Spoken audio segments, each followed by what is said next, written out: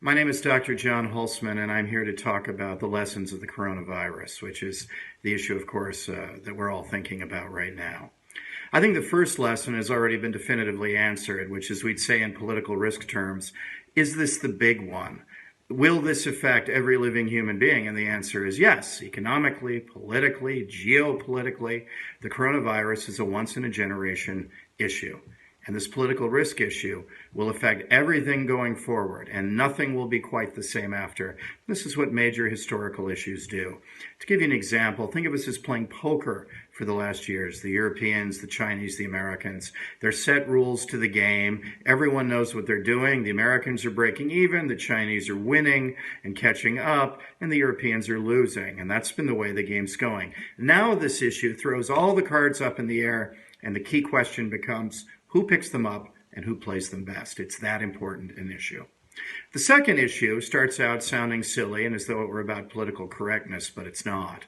And this issue is that the Chinese are affecting to be hurt because we're calling this the Chinese virus or the Wuhan virus.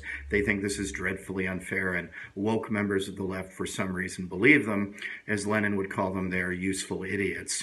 Of course, the real reality is that the virus emanated in China factually and factually emanated in Wuhan. But beneath this, there's a deeper game afoot the Chinese are playing.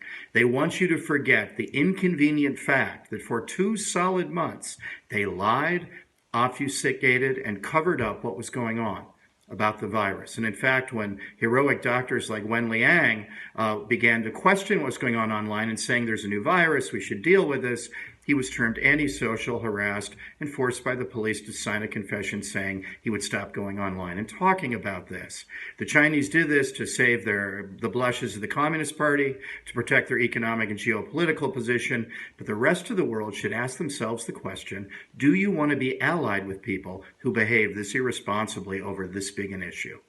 Because the third area that we need to discuss is the basic fact of propaganda. The Chinese can say and are saying, we have already seen the worst of the virus through the discipline of the party and our people. We have seen off the worst, while Europe and the United States, chaotic, inefficient democracies, are suffering, and our system is better.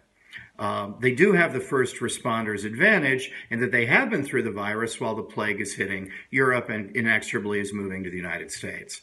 And they will be economically online before the rest of us. But let's be careful before we acknowledge this reality that they're laying down.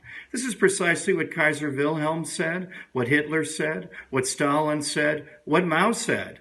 And they're all in the dustbin of history, whereas democracies imperfectly continue along their merry way. Why is that? The simple reason for this is the key to the fourth point. Who is likely to solve the coronavirus as a policy issue? Whoever makes the vaccine that corrects this pandemic. I would bet all the money there is that a Western democratic state does this best, and certainly probably does this first, but does it best. Why? Because the record of Western democracies for innovation is unparalleled. Free people in a free society are allowed to think free and creative thoughts. And that is why the West record for innovation is so much greater than that of the Chinese Communist Party, who, as Donald Trump rightly says, spend their time trying to steal our IP. So perhaps the last lesson of the coronavirus is the most important. As Winston Churchill said, democracy is the worst form of government, except for every other. And we should shout that to the rooftops. Thank you.